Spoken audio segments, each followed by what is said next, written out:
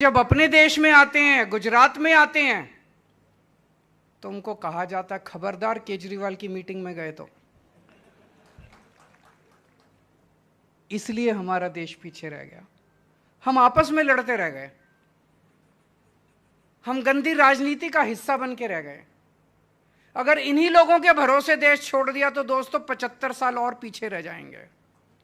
अब जरूरत है, देश के लोगों को खड़ा होना पड़ेगा। 130 करोड़ लोगों को खड़ा होना पड़ेगा।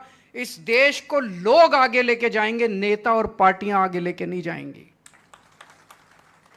हमारे पास बेस्ट इंजीनियर हैं, बेस्ट डॉक्टर हैं, बेस्ट बिजनेसमैन हैं, बेस्ट किसान हैं, बेस्ट प्रोफेशनल्स हैं, बेस्ट वकील हैं, बेस्ट डॉक्टर हैं। फिर भी हम पीछे क्यों हैं? इसलिए कि हमारे देश की राजनीति बहुत खराब है। इस राजनीति को ठीक करना पड़ेगा।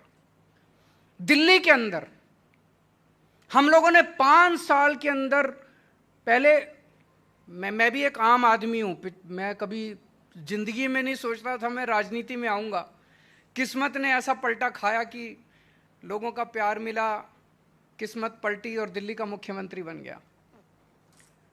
पहले मैं सोचता था कि कुछ ज्यादा ही मुश्किल होता होगा सरकार चलाना, जो समस्याएं समाधान नहीं हो रहा।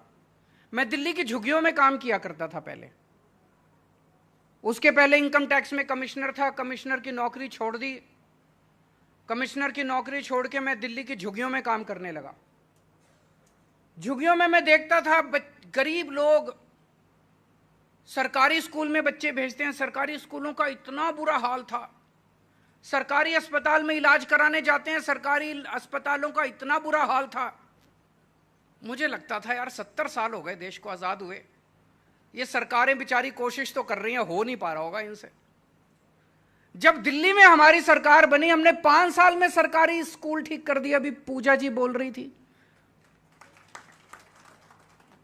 दिल्ली के सरकारी स्कूल 5 साल में इतने शानदार कर दिए। दिल्ली के सरकारी अस्पताल 5 साल में इतने शानदार कर दिए। सरकारी अस्पताल, आजकल दिल्ली में लोग फोर्टिस में और मैक्स में नहीं जाते, सरकारी अस्पताल में जाते हैं अपना इलाज कराने के लिए। तो फिर मेरे को लगने लगा यार ये तो धोखा हो गया देश के साथ। हो तो सकता था, स्कूल भी ठीक हो सकते थे, अस्पताल भी ठीक हो सकते थे, व्यापार भी ठीक हो सकता था, इंडस्ट्री भी ठीक हो सकती थी, सड़कें भी बन सकती थी, बिजली भी ठीक हो सकती थी, पानी भी ठीक हो सकता था। 70 साल में इन्होंने धोखा दिया है हम लोगों को। 70 साल में इन लोगों ने जानबूझ के हमें पिछड़ा रखा है। देश आगे बढ़ सकता है दोस्तों, ये गंदी राजनीति खत्म करनी पड़ेगी। बताइए, मैं अगर आपसे जामनगर मिलने आ रहा हूं, मैं कोई आतंकवादी हूं? मैं दिल्ली से चल के आ रहा हूं, यार एक कप चाय पिला दो, बस यही तो चाह रहा हूं मैं, और तो कुछ नहीं मांग रहा। और मैं पाटिल साहब से, सीएम साहब से निवेदन करूंगा, आप भी आइए ना इस मीटिंग में, बैठ के बात करते हैं, चर्चा करते हैं। गुजरात की संस्कृति तो यही है।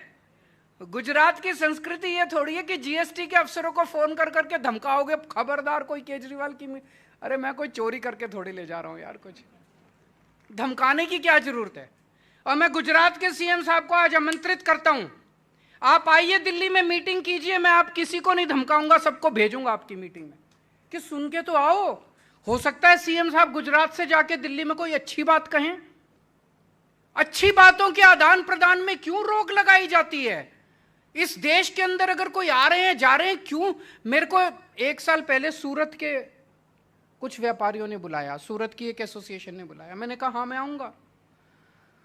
मैंने इनविटेशन स्वीकार कर लिया। जाने के 24 घंटे पहले उनका फोन आया कि सर प्लीज माफ कर दीजिए, हमें धमकी आ रही है कि अगर तुमने इनको बुलाया तो वो जिस हॉल में होना था, हॉल की बुकिंग कैंसिल कर दी इन लोगों ने।